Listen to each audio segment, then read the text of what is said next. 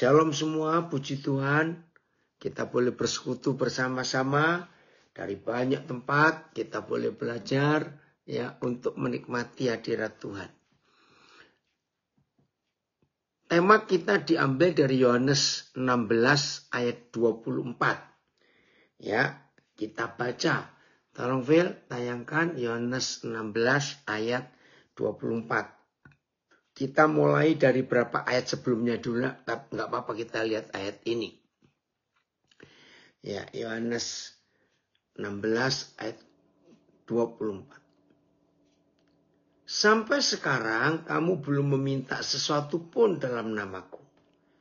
Mintalah maka kamu akan menerima. Supaya penuhlah sukacitamu. TSI-nya, Phil. TSI-nya. TSI-nya. Sampai sekarang kamu belum meminta apapun dari Bapa untuk memuliakan aku. Mintalah hal-hal yang memuliakan aku. Maka kamu akan menerimanya. Dengan demikian kamu akan sungguh-sungguh merasakan sukacita. Oke ya. Saya akan pakai terjemahan sederhana Indonesia. Wow, dari Jerman sudah gabung ya. Saya akan pakai terjemahan sederhana Indonesia TSI ini. Saya baca lagi. Sampai sekarang kamu belum meminta apapun dari Bapa untuk memuliakan aku. Ya, ini Yohanes 16:24. Mintalah hal-hal yang memuliakan aku. Ini jadi penekanannya. Maka kamu akan menerimanya. Dengan demikian kamu akan sungguh-sungguh merasakan sukacitamu. Maka dengan demikian penuhlah sukacitamu. Nah, ini tema kita. Ini kan sekalian sudah balik belum ke Tegal? Ya. Saudara, selama ini bahkan 90% lebih, maaf saya. Kalau kita mendengar khotbah-khotbah, baik langsung waktu ibadah di gereja, kita mendengar khotbah-khotbah di sosial media, maaf 90% lebih penekanannya. Saudara percayalah, Tuhan mendengar doa kita. Dia akan menjawab doa kita. Oh, dia berjanji luar biasa. Mintalah, mintalah. Maaf, sampai bosan rasanya. Kalau kita mendengar khotbah-khotbah semacam itu, sepertinya Bapa kita di surga itu nggak ada kerjaan lain selain memberi. Kalau ketika kita meminta, orang hebat dari Solo, Pak Freddy Tambayong Kapung. Saya ulangi ya saudara. Menurut terjemahan sederhana Indonesia, Yohanes 16 ayat 24 ini. Kalau kita meminta kepada Bapa, itu harus dalam figura, frame, dalam konsep meminta apa saja yang memuliakan Bapa di surga. Jadi nggak asal minta.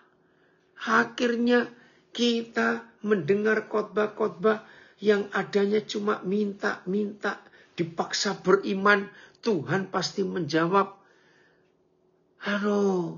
Akhirnya kita kecewa ketika sudah doa, sudah minta, tapi Tuhan tidak memberi. Nah, karena yang kita minta tidak sesuai dengan kehendak Tuhan. Nah, ada yang komen di sini, mental anak bukan mental hamba. Iya, kita harus tahu itu.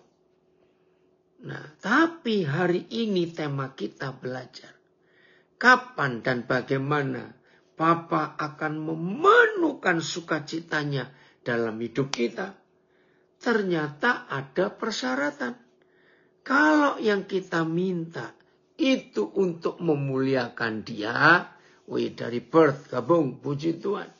Ya, saya ulangi. Oke, ditayangkan lagi ya Filipus. Yohanes 16:24. Saya baca, sampai sekarang kamu belum minta apapun dari Bapa untuk memuliakan aku. Coba kalau kita melihat kalimat pertama saja. Sampai sekarang kamu belum minta apapun. Wih, kira-kira kalau saudara dan saya dapat tawaran seperti ini, kaget ya. Oh ya lupa, aku kok belum minta apa-apa. Wih, dapat tawaran. Yesus ngomong, sampai sekarang kamu belum meminta apapun dari Bapa untuk memuliakan aku. Nah, yang kita minta sebagian besar, maaf, untuk memenuhi hawa nafsu dan keinginan-keinginan kita. Bukan minta untuk memuliakan Tuhan Yesus. Ini yang salah. Terus kalimat berikut. Mintalah hal-hal yang memuliakan aku. Jadi enggak minta duit sekian, minta pacar, minta mobil, minta ini, minta itu. Tidak. Mintalah hal-hal yang memuliakan Tuhan. Maka kita akan menerimanya. Karena tidak urusan diri kita. Dengan demikian, kamu akan sungguh-sungguh merasakan sukacita. Sukacita kita penuh. Kapan? Ketika kita minta sesuatu untuk memuliakan Tuhan. Coba FYI-nya. Wih, dari Kopitiam Surabaya, tubuh Kristus jadinya tidak dewasa. Rata-rata gereja seperti itu sih topik khotbahnya. Minta. Betul sekali. Kalian belum pernah mencobanya. Tetapi mulailah sekarang. Mintalah atas namaku. Maka kalian akan menerima. Sehingga cawan kesukaan kalian akan melimpah-limpah. Betul saudara. Kalau kita merenungkan firman ini, maaf, betapa banyak salah selama ini. Hamba-hamba Tuhan yang berkhotbah tentang minta, tapi tidak konteksnya dari hati Tuhan, tapi minta untuk menghabiskan hawa nafsu kita. Aduh, ngeri sekali. Mari kita lihat Yakobus 4. Ya, jelas sekali dalam Yakobus 4. Satu terjemahan aja, Phil. Yakobus pasal 4 mulai ayat 1. Ya, kita harus tahu ini. Yakobus 4. Ya, mulai ayat 1. Judulnya menakutkan. Hawa nafsu dan persahabatan dengan dunia. Aduh, sudah hawa nafsu. Persahabatan dengan dunia lagi. Lengkap dosa ini. Kalau kita salah. Dari manakah datangnya sengketa dan pertengkaran di antara kamu? Bukankah datangnya dari hawa nafsumu yang saling berjuang dalam tubuhmu? Kamu mengingini sesuatu, tapi kamu tidak memperolehnya. Lalu kamu membunuh, kamu iri hati, tetapi kamu tidak mencapai tujuanmu. Lalu kamu bertengkar, lalu kamu bertengkar dan kamu berkelahi. Kamu tidak memperoleh apa-apa karena kamu tidak berdoa. Nah, ini dia. Ayat 3, Yakobus 4. Atau kamu sudah berdoa juga, tetapi kamu tidak menerima apa-apa. Tolong tadi yang sempat tanya di Zoom, sehubungan dengan kata minta, ada tertulis kalau si jahat saja bisa memberi makan kepada anaknya, apalagi dengan Bapamu di surga. Gimana ini? Ya jelas. Mintanya baca dulu. Yang tanya saya nggak tahu siapa ini. Karena cuma pakai nama Vivu. Perhatikan. Setan akan memberi kepada manusia. Kalau manusia menuruti keinginan setan. Jelas. Karena dari setan nggak ada yang gratis. Semua yang diminta dari setan ada bayarannya. Ada pamrihnya. Hati-hati. Nah, lihat ayat 3 Yakobus 4. Ini yang dari setan. Maka itu Papa tidak memenuhi. Atau kamu berdoa juga. Tapi kamu tidak menerimanya. Tidak menerima apa-apa. Karena kamu salah doa.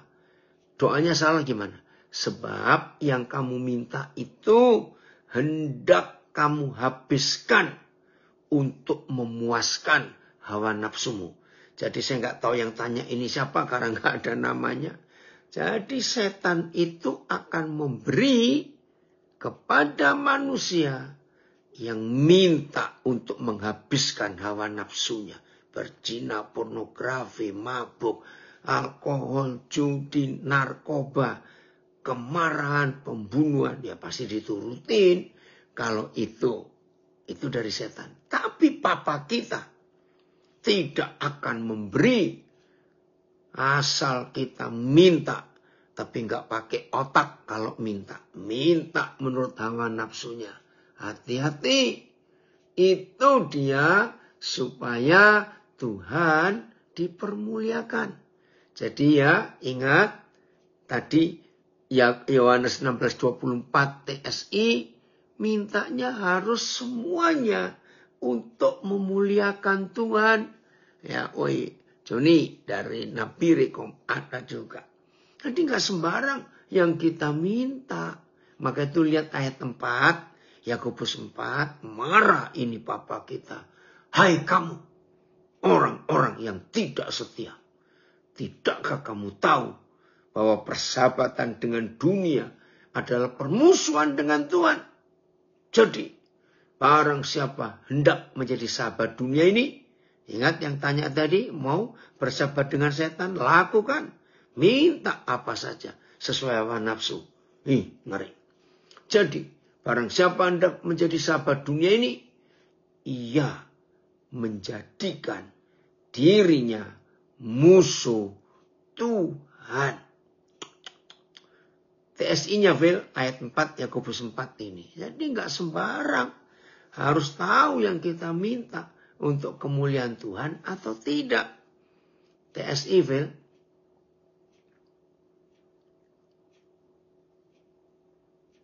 ya. Orang yang seperti itu, ngeri nih TSI-nya. Orang yang seperti itu sama saja dengan pelacur. Pelacur tidak mau setia kepada satu pasangan. Begitu jugalah kamu yang tidak mau setia kepada Tuhan. Seharusnya kamu tahu bahwa bersahabat dengan hal-hal duniawi berarti memusuhi Tuhan. Sekali lagi saya tegaskan. Kamu yang mau bersahabat dengan hal-hal duniawi berarti menjadikan dirimu musuh Tuhan.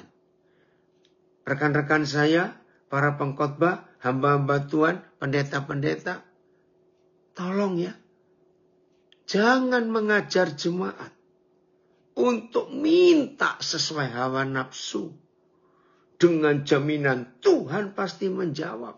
Karena khotbahnya beri, saudara beri, nanti diberi. Mintalah, Tuhan akan beri. Maaf. Kita harus mengajar minta apa. Sudah punya mobil satu, doa puasa. Minta mobil lagi, maaf. Jadi tidak semua permintaan kita. Papa harus jawab, orang hebat, Ronita Lepesi. Lama nak Papa nggak dengar kamu nggak tahu ini. Ayo gabung belajar firman-Nya. Makasih kamu gabung.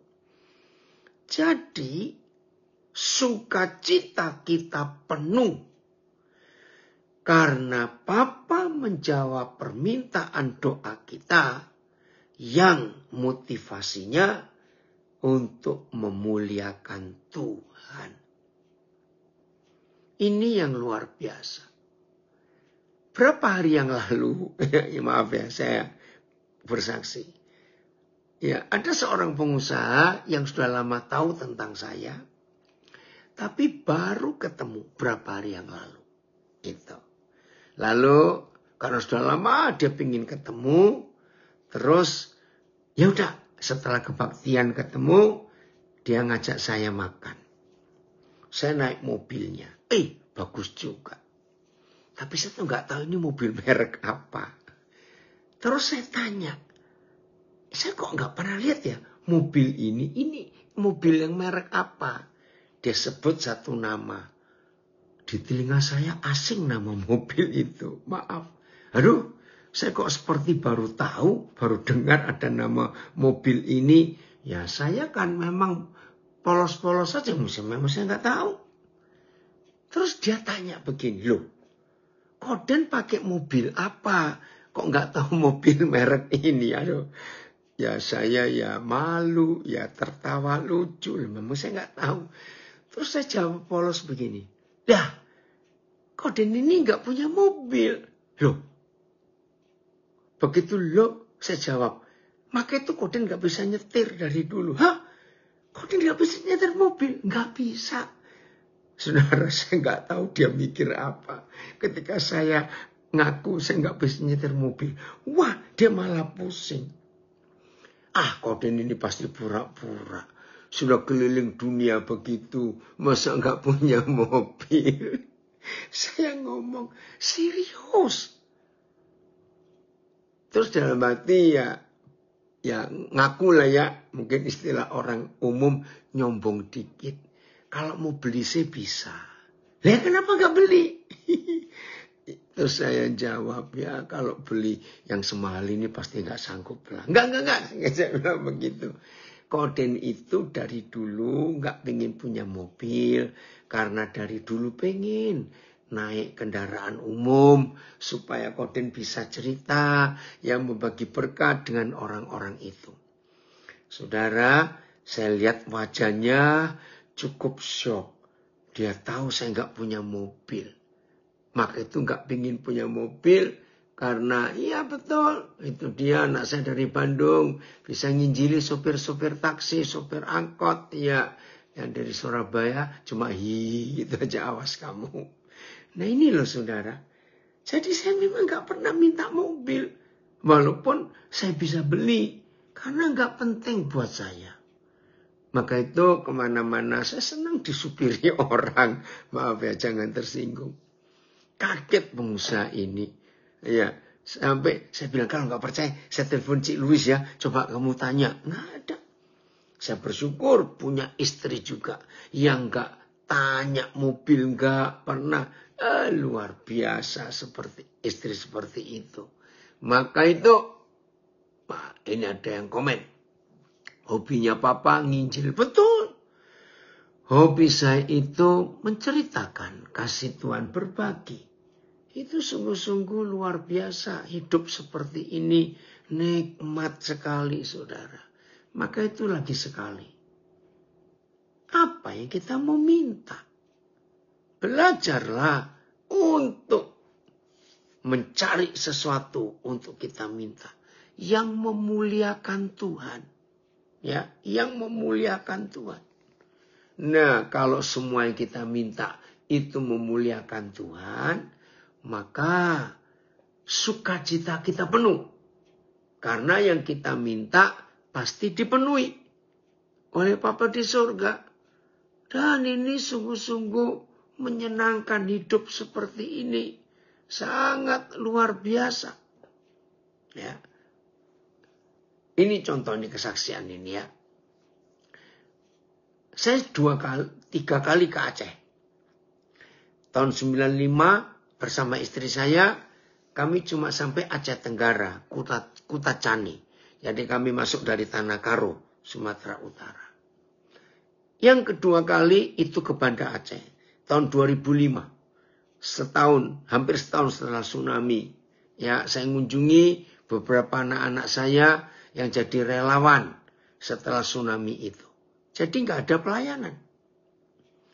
Baru yang kemarin, tanggal 8 Oktober, saya ke Aceh ketiga kalinya. Nah itu baru ada pelayanan. Tapi itu pun, ribet sekali. Ribetnya bukan karena yang lain. Karena beberapa saudara yang saya hubungi itu takut. Dari bulan Maret kalau nggak salah tahun ini. Nggak jadi. Bulan apalagi nggak jadi. Bulan apalagi nggak jadi. Nah akhirnya setelah mereka jadi anak-anak saya manggil papa, saya desak. Tidak bisa. Harus diadakan. Ya akhirnya diadakan. Betul-betul. Jauh di luar perkiraan mereka. Juga jauh di luar perkiraan saya. Tuhan bekerja jauh lebih luar biasa dari yang kami pikirkan. 8 Oktober, 9, 10 Oktober, 3 hari. Wah, Tuhan melawat luar biasa. Nah, saudara, jadi saya rencanakan secepatnya untuk balik karena betul-betul luar biasa. Nah, tanggal 11 saya harus sampai Medan. Itu hari Sabtu. Ternyata saya baru tahu. Jadi terlambat tahunya. Kalau dari Banda Aceh ke Medan hari Sabtu itu tidak ada pesawat langsung. Jadi kalau ada orang mau naik pesawat dari Banda Aceh ke Medan hari Sabtu, hanya ada 2 pilihan. Satu, dengar pilihannya ini gak enak semua. Satu, Banda Aceh Kuala Lumpur, baru Medan. Hah? Saya bingung. Atau pilihan kedua, Banda Aceh Jakarta, bayangkan. Terus Jakarta Medan. Loh, terus gimana? Nah, anak-anak saya bilang, ya jalan darat Pak. Oh ya, saya belum pernah itu. Ya jalan darat dari Banda Aceh ke Medan. Dalam hati saya, wah saya ini senang jalan. Apalagi daerah yang saya belum lalui. Apalagi saya mau nyoba tolnya Jokowi. Walaupun nggak penuh tolnya itu. Ya udahlah, naik mobil saja. Nah saya kan polos-polos saja. Anak-anak bilang, Pak, itu paling dikit 12 jam bisa 15 jam. Hah? Saya kaget saudara. Karena jam 6 sore hari Sabtu. Tanggal 11 di Medan itu ada pelayanan. Coba bayangkan. Ngomong aja 12 jam. Tapi nggak mungkin bisa pas 12 jam. Belum mampir-mampirnya, belum ini. Jauh itu. Saudara, ya nggak ada pilihan lain. Nah, nggak mungkin toh. Saya doa ya udah lewat Jakarta aja. Sayang uang tiketnya. Jauh sekali. Apalagi ini rombongan. Kami ber9, dewasa 1 anak kecil. Ya udah. Akhirnya charter mobil. Bayangkan. Yang isi 12 kursi. Wah seru juga ini perjalanan. Pertama ini saya jalan lewat darat dari Banda Aceh ke Medan. Betul saudara. Hampir, boleh kata ya 13 jam lah. Kami berangkat jam 4 subuh. Oh lebih. Kami masuk Medan. Nah, begitu keluar tol, pintu tol terakhir, masuk Medan. Masih lumayan. Oh senang. Ya, jam 5 lewat dikit. Jadi perjalanan berapa? Jam 4? Ya 13 jam ya. Jam 4 berangkat. Ternyata kota Medan itu macetnya lebih parah dari Jakarta. Waduh. Jadi dari pintu tol terakhir masuk kota Medan. Ya, sampai. Oh ini ada yang ngomong. Terima kasih selama 12 jam belajar banyak. Enak kamu yang dengerin. Ya, ternyata masuk kota Medan itu 1 jam. Waduh. Jadi bisa bayangkan, saudara, ini ada yang punya pengalaman anak saya dari Bandung. Saya sudah pernah Banda Aceh ke Medan tahun 2002, zaman GAM masih berkuasa. Saya dapat tempeleng di pos penjagaan karena muka saya kayak GAM. Kasihan kamu. Nah, saudara, secara fisik lelahnya luar biasa. Apalagi maaf, Jumat malam saya tidur dengan salah seorang anak saya. Ternyata dia sakit sejak Kamis. Jadi tidurnya itu nggak nyenyak. Terus gelisah. Ya saya satu tempat tidur. Mau tidak mau ya terganggu tidur saya. Ini praktis. Jumat malam itu saya nggak tidur. Jam 3:30 sudah siap-siap naik mobil. Jam 4 mobil jalan. Bayangkan itu. Tapi saya nggak minta apa-apa untuk minta kemewahan, kenikmatan. Nggak bisa. Ya, ini ada yang tanya anak saya. Bagaimana cara papa menghilangkan lelah dan papa jarang sakit? Nomor 1, jangan mikir duit terus. Kalau mikir duit terus itu sumber penyakit. Maaf. Yang kedua, jangan mikir, aduh nanti bagaimana. Nanti bagaimana, enggak usah, jalani saja. Yang ketiga, hati yang gembira itu obat yang manjur. Wow, luar biasa. Itu nak resepnya. Ini ada anak saya ya tanya itu. Hei Pak Siombing, jangan ikut komen. Ya, oke ya. Jadi permintaannya itu harus sesuai untuk memuliakan Bapa di surga. Saudara, sudah tibanya mepet. Maaf, jadi nggak pakai mandi, cuma ganti baju, cuci muka. Sore pelayanan di Medan. Nah, minggu pagi, jam 7, ibadah pertama. Hari Minggu itu 3 kali. Bayangkan, Jumat malam nggak bisa tidur. Enak loh ini. Ternyata yang saya omongin muncul. Maaf, apa cerita kamu. Yang saya omongin tidur dengan saya ini muncul ternyata. Ya, saudara, jadi itu loh. Mau mintanya itu minta yang memuliakan Tuhan. Jangan minta berkat, minta sukses, minta harta benda. Enggak. Minta untuk kemuliaan Tuhan. Ya, kenapa Lukas ikut komen? Sam itu ada. Kalau Lukas itu ikut komen.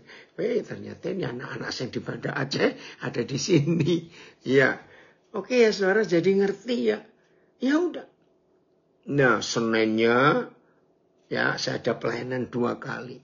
Selasa harus bangun pagi lagi.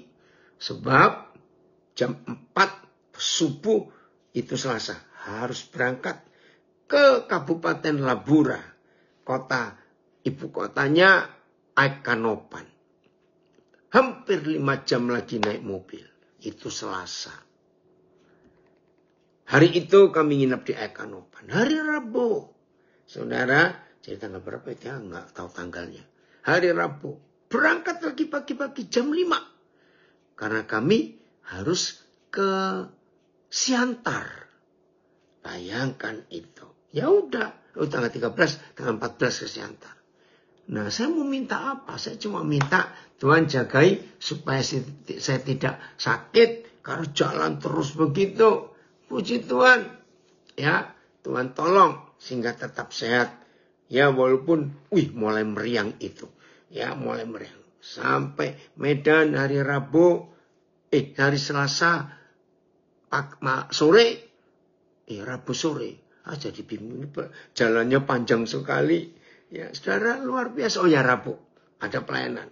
Rabu pagi. Kamis pagi. Berangkat lagi ke Langkat.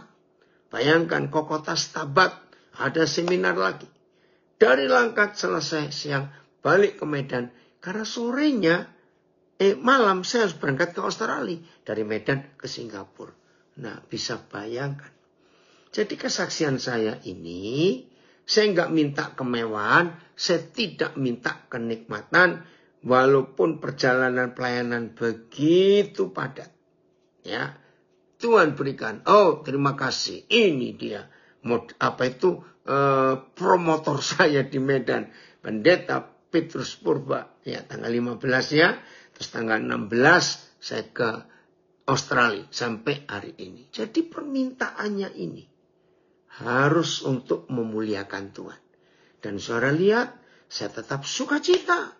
Luar biasa. Hari ini, maaf saya cuma cerita lagi. 4 kali saya Zoom mengajar dari pagi tadi.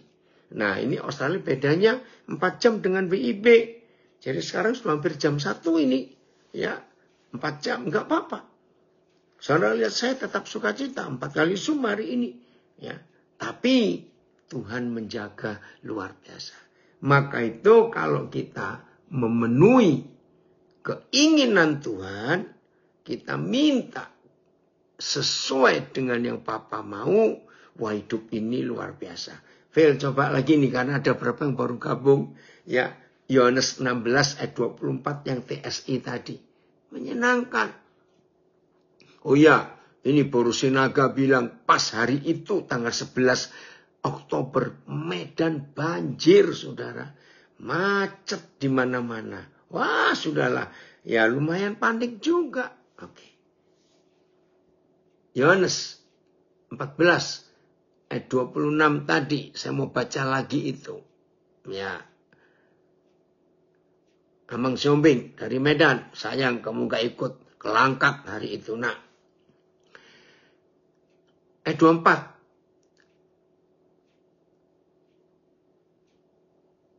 Yohanes 16, 24, Phil.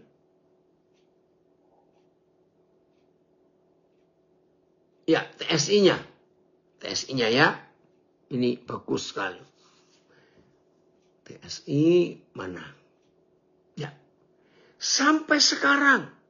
Tuhan Yesus ngomong ini. Sampai sekarang. Kamu belum minta apapun. Nah, saudara kira-kira kalau sudah kata ada orang nawari kita. Sampai sekarang itu kamu belum minta apa-apa. Wih kesempatan nih kesempatan. Makasih nak. Ini hamba Tuhan yang nemanin saya jalan berhari-hari di Sumatera Utara. Pendeta Petrus Purba. Ya kami menyaksikan Papa Daniel fisiknya luar biasa. Bukan Papa nak. Itu yang Papa minta. Tetap sehat ya untuk memuliakan Tuhan. Saya ulangi, TSI, Yohanes 16, 24, ya. Sampai sekarang kamu belum minta apapun dari Bapa. Untuk memuliakan aku. Jangan lupa. Yang kita minta harus untuk memuliakan Tuhan Yesus. Mintalah hal-hal yang memuliakan aku. Ditawari, diberi kesempatan, dapat privilege, mintalah hal-hal yang memuliakan aku. Maka kamu akan menerimanya. Haleluya. Jadi yang dijamin dapat. Bukan minta yang aneh-aneh. Minta berlian, cincin, emas, mobil, rumah, enggak. Minta yang memuliakan Tuhan. Itu enggak apa-apa, enggak pakai masker sehat kok, aman itu, enggak penting. Penjagaan Tuhan luar biasa. Oke ya. Kalau yang kita minta itu hal-hal yang memuliakan Tuhan Yesus, lihat kalimat berikut. Maka kamu akan menerimanya. Wih, ini jaminan. Maka itu, kalau kita minta untuk memuliakan Tuhan Yesus diberi. Nah itu buktinya, saudara dengar tadi, perjalanan saya begitu luar biasa. Tuhan tolong. Terima kasih Bapak untuk memuliakan dia. Terus kalimat terakhir. Dengan demikian. Kamu akan sungguh-sungguh merasakan sukacita. Kamu sungguh-sungguh akan merasakan sukacita. Nah ini tema yang dipilih oleh Osaka. Supaya sukacitamu penuh. Haleluya. Jadi menyenangkan. Betul ya Pak Tikoalu? Amin. Nah, ayo mulai hari ini kita tahu apa yang kita minta. Yohanes 15 ayat 7. Ya, Yohanes 15 ayat 7. Berapa terjemahan Phil? Nah, sering salah kita anak-anak Tuhan minta ini, sering salah.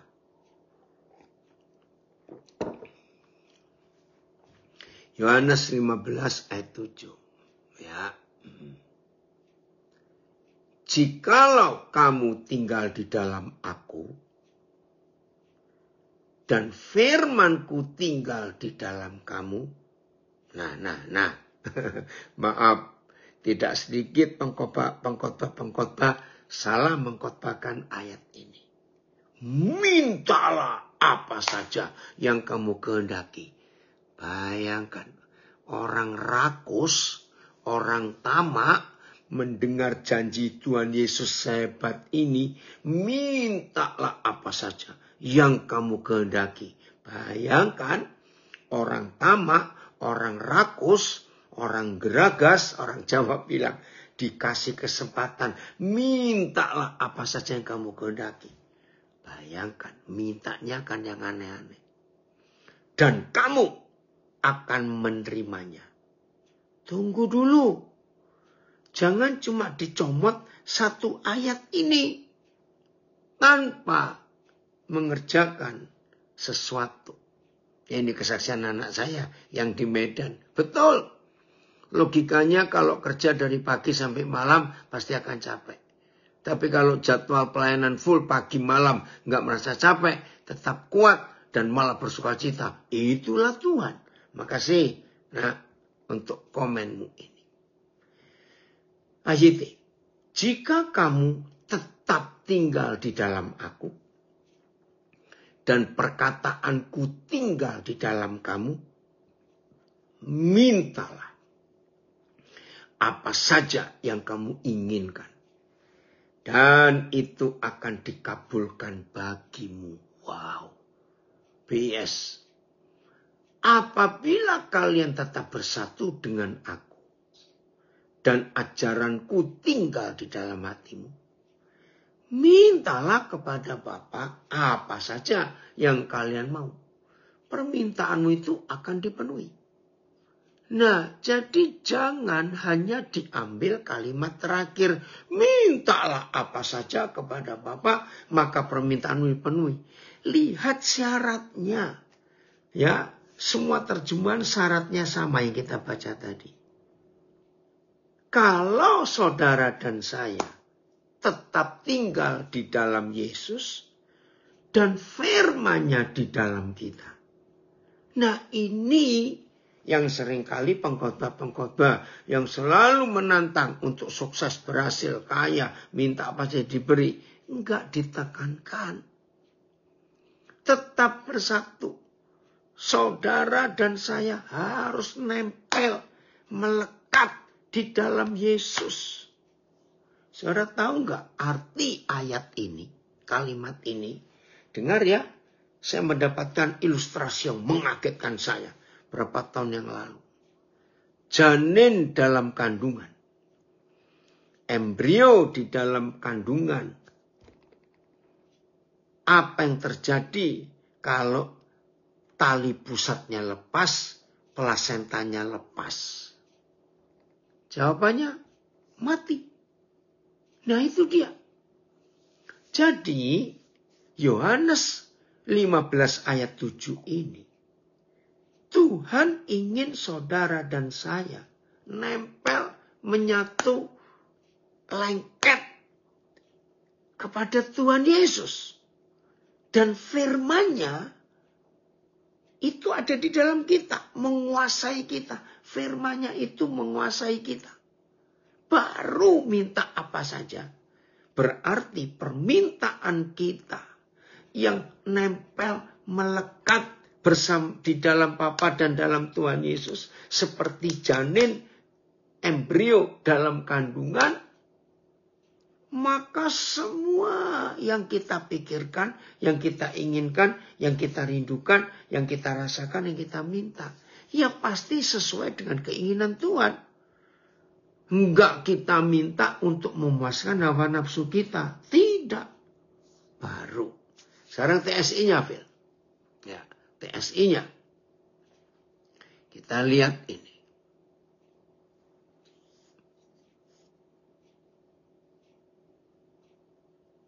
Betul, tidak ada kehidupan kalau bayi itu lepas, plasentanya lepas. Ya. Ayo kita lihat ini. TSI ya, Yohanes 15 ayat 7.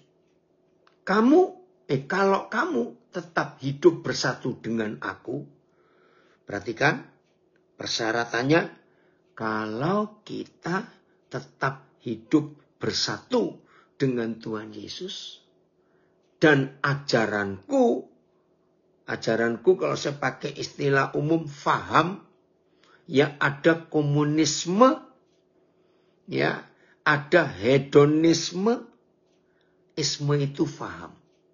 Jadi ajaran Tuhan Yesus itu fahamnya Tuhan Yesus. Nah, kalau fahamnya Tuhan Yesus itu hidup di dalam kita, maka pola pikir kita, pola kita merasa, pola kita mendengar, melihat, itu pasti sefaham dengan ajaran, dengan fahamnya Tuhan Yesus. Nah, ini harus kita lakukan. Aktor terkenal Pak Leon Sengke kamu. Saya ulangi.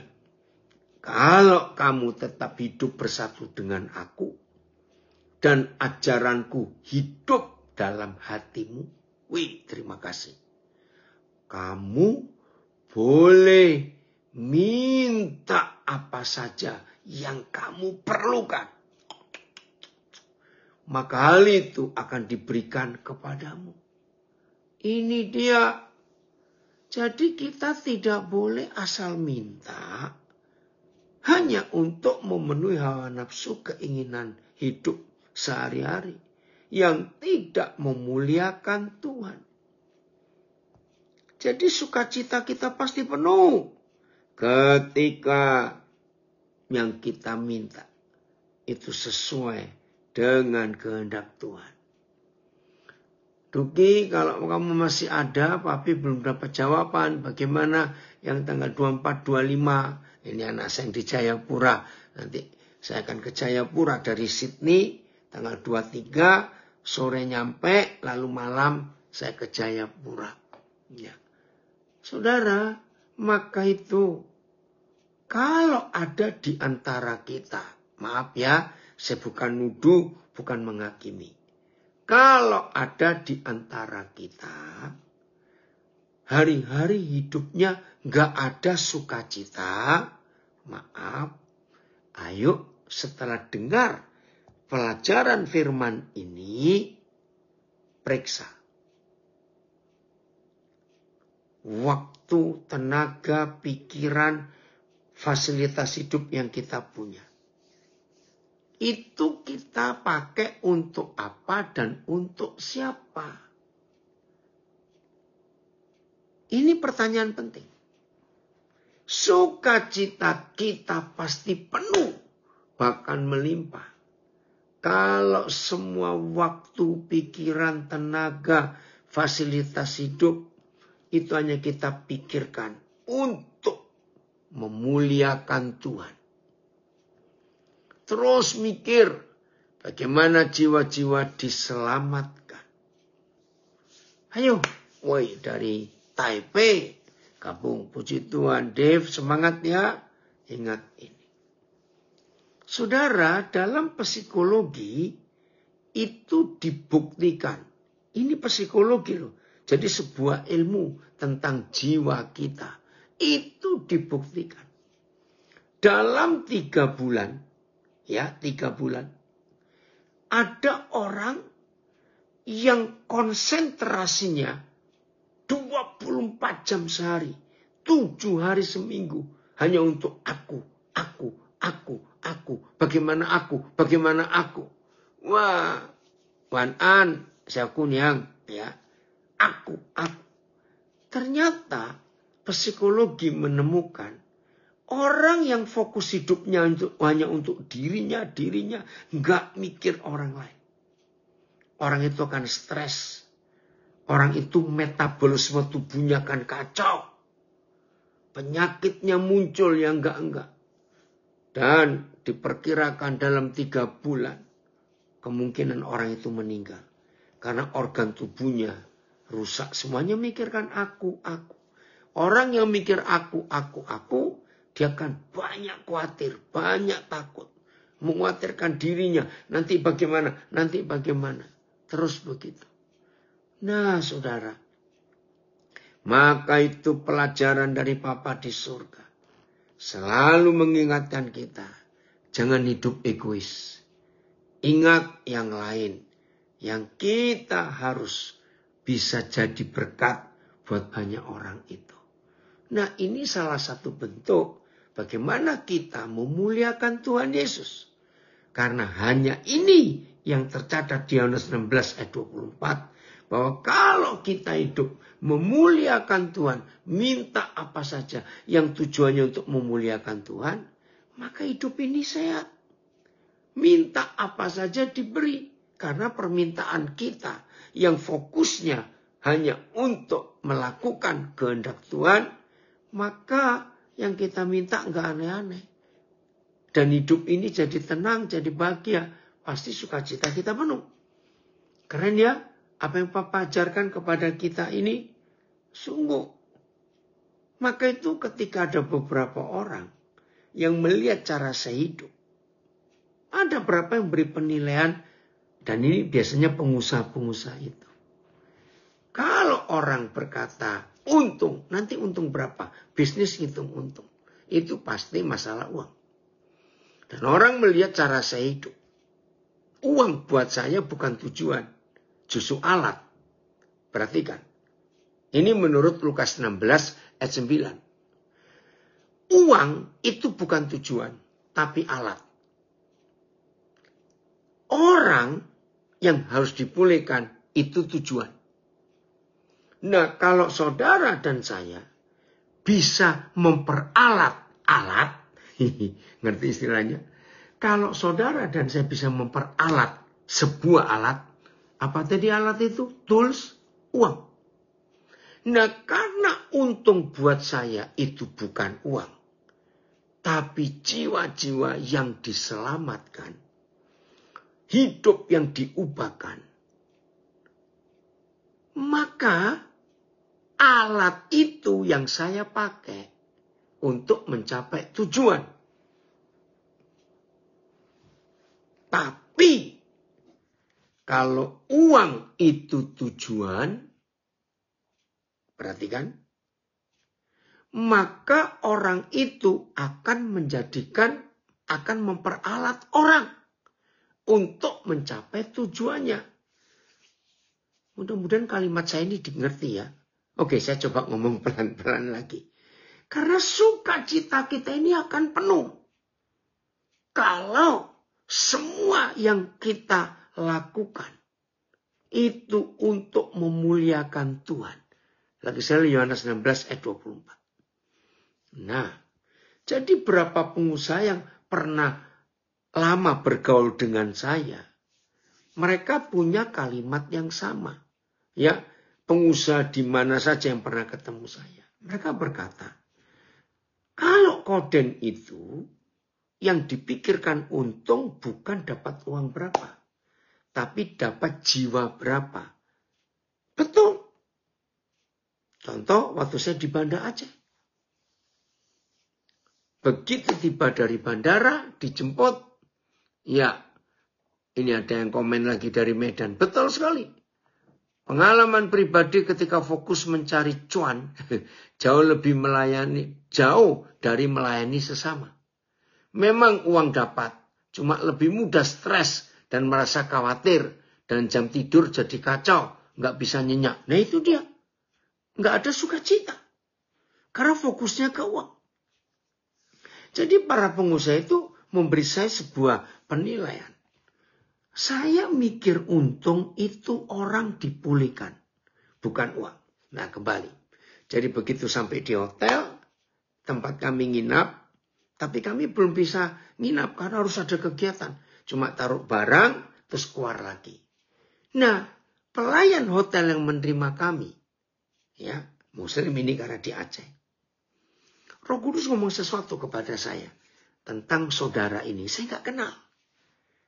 Nah, tapi karena saya harus cepat pergi, kami harus cepat pergi, ada acara. Nah, waktu balik sore, ternyata petugas hotel ini sudah selesai kerja. Aduh, saya nggak ketemu ini. Ya, karena saya sibuk, saya sempat lupa. Besoknya tanggal 9 Oktober, pagi bangun, dia ada. Wah, kesempatan itu saya tangkap dia, saya tanya dulu nomor teleponnya. Saya nggak mau ganggu karena dia kerja. Sorenya waktu saya balik untuk mandi, karena mau ada KKR lagi sore, nah saya kontak dia. Saya cuma sampaikan apa yang kemarin saya terima. Saudara, ternyata betul. Anak ini kaget. Sampai hari ini dia nggak tahu siapa bapaknya. Dan waktu dia lahir, ibunya meninggalkan dia. Sampai hari ini pun dia tidak tahu. Jadi dia besar, pindah-pindah tangan, pindah keluarga. Nah, ketika pemilik hotel itu tahu apa yang saya kerjakan untuk karyawannya, saudara, ceritanya lebih mengagetkan. Ternyata karyawan ini dan sudah jadi anak saya. Tadi 2 jam lalu dia kontak. Dia tanya kabar saya bagaimana. Ternyata pelayan ini baru kerja tanggal 8 Oktober. Pas kemarin masuk dan saya ketemu dia. Nah, ini cuan saya. Ini untung saya. Yaitu jiwa-jiwa. Nah, saya punya kalimat ini. Ini kan mudah-mudahan bisa menulis ini kalimat koden ini. Maaf kalau acak-acakan. Kalau uang itu kita jadikan alat untuk mendapat keuntungan, maka uang itu akan menjadi berkat untuk banyak orang, bukan untuk pribadi orang. Karena uang itu adalah alat untuk memulihkan hidup orang lain. Itu ada di Lukas 16 ayat 9. Ikatlah persahabatan dengan mempergunakan uang yang tidak jujur.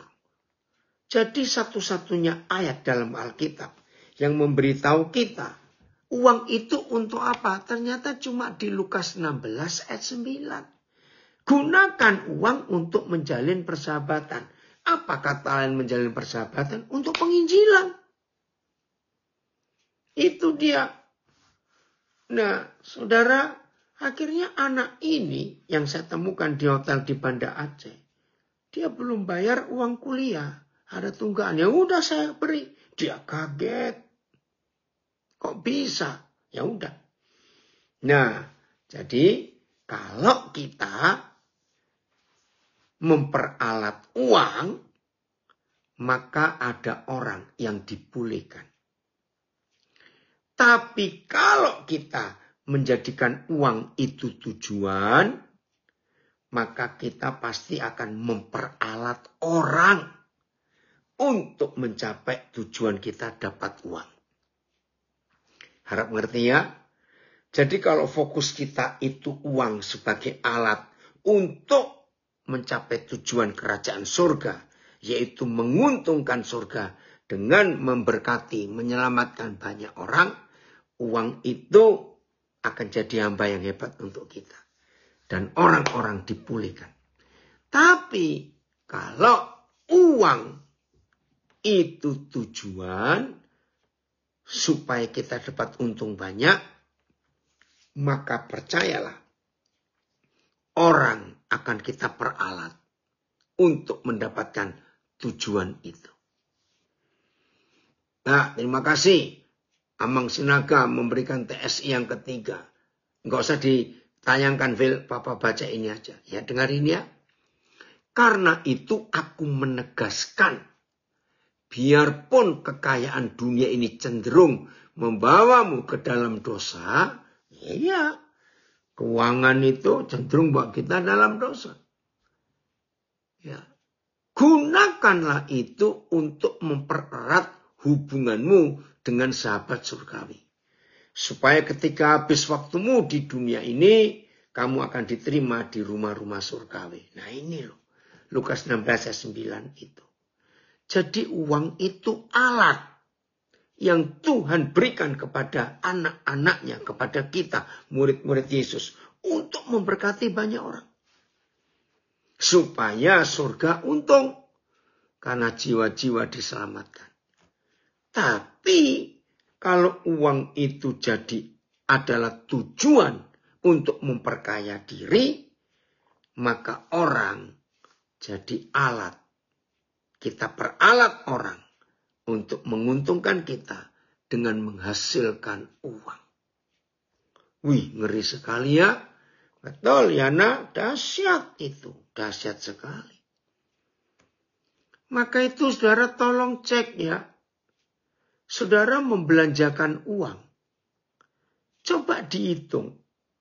Berapa persen untuk pekerjaan Tuhan. Berapa persen untuk jiwa-jiwa. Berapa persen untuk diri sendiri. Ayo kita pikir.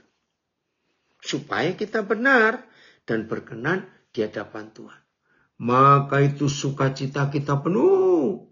Kalau uang itu alat untuk memberkati banyak orang. Luar biasa. Contoh kecil, kemarin hari Minggu sore. Ya, salah seorang anak saya, ya, ini sudah sekian waktu jadi anak saya, ketemunya di Instagram, tapi belum ketemu. Nah, ternyata kemarin pagi, ya dia tinggal di Sydney, ya saya pas di Sydney. Lalu dia tahu saya ada di Sydney, di suatu gereja dia datang. Nah, itu baru pertama kali saya ketemu. Saudara, terus selesai ibadah, karena dia ingin tahu, kenal saya lebih dalam, lalu dia ngajak saya pergi. Nah, pas duduk di sebuah kafe, sambil cerita-cerita, tiba-tiba di depan saya ada satu toko. Saya nggak sebut nama tokonya. Yang unik, saudara. Melihat toko itu, Tuhan munculkan satu nama. Aneh. Nah, saudara tahu cara saya hidup. Saya telepon orang itu karena Roh Kudus nyuruh saya ingat dia.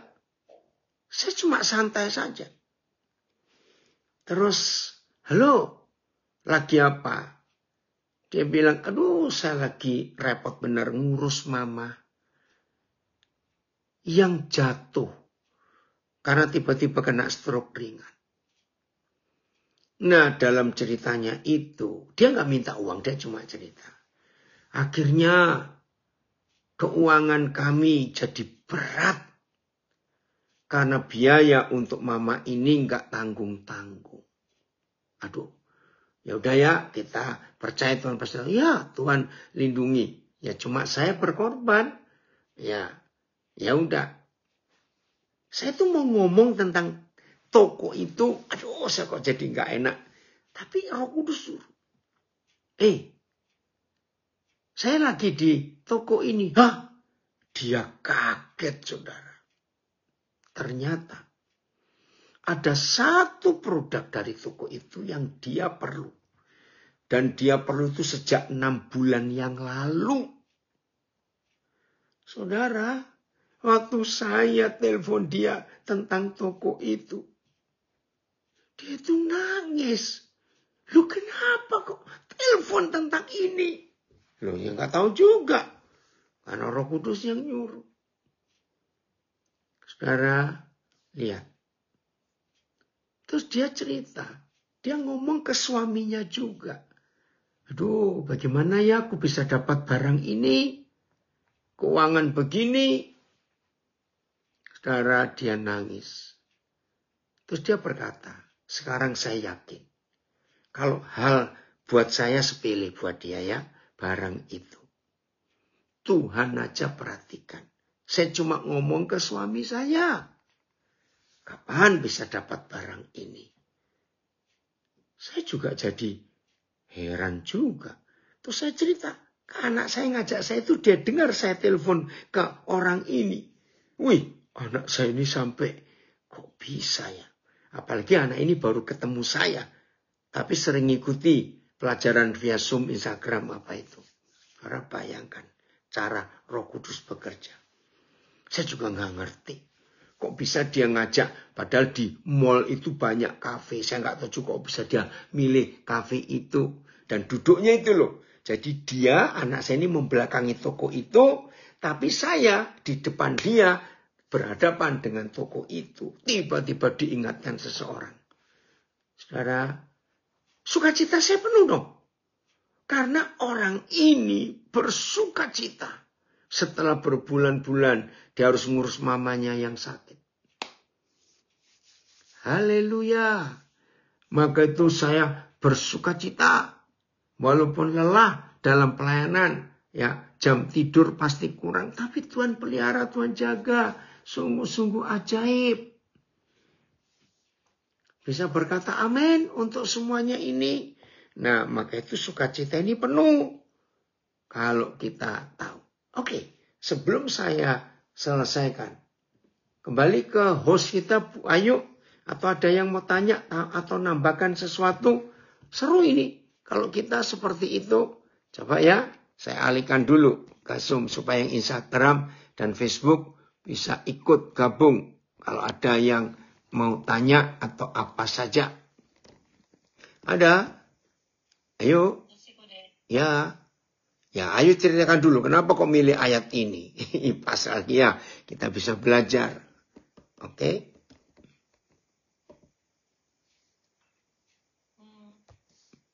Untuk seperti tadi, Buden. Ya. Yang sudah menjelaskan. Seringkali kita salah arah. Tentang doa itu. Sehingga sekarang kan semakin jelas bahwa yang dimaksud ayat itu adalah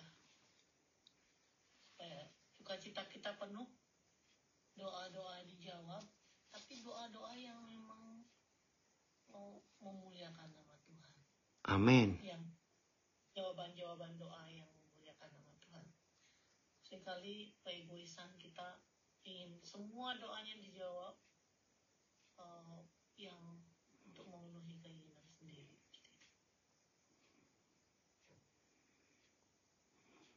Puji Tuhan. Ada yang lain dari peserta yang Zoom, Instagram, Facebook mau tanya sesuatu silakan. Atau nambahkan sesuatu. Ayo.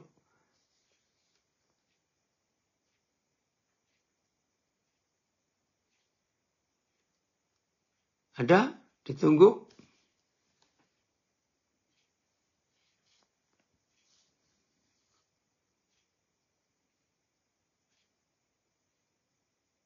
Nggak ada.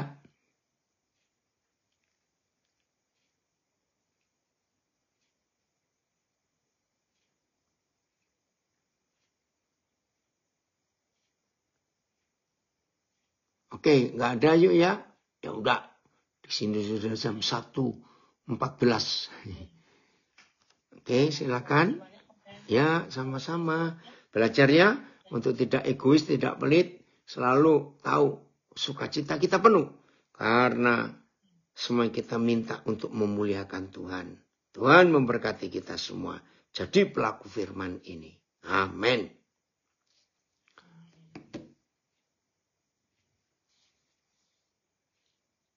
Selamat beristirahat, rekan-rekan semua.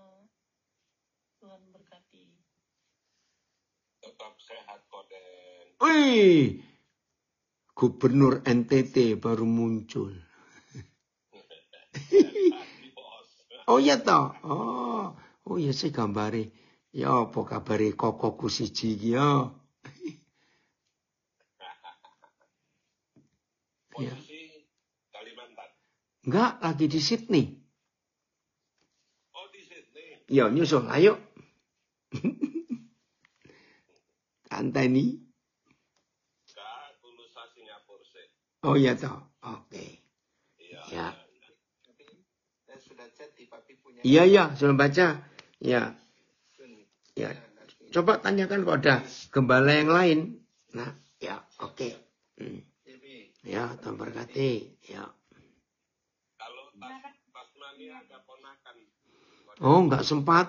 Koden Kemis udah balik ke Indonesia. Oh, di Tasmania ya. Iya, iya. Kapan mau Siap, dia tak kontak. Oke. Ayo.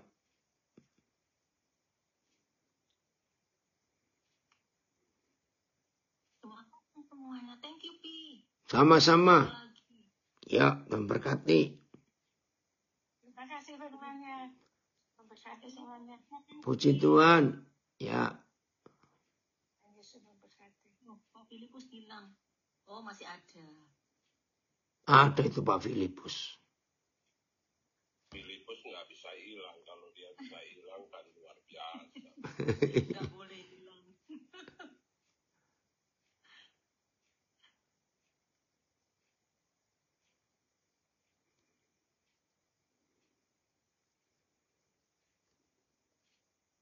Sudah?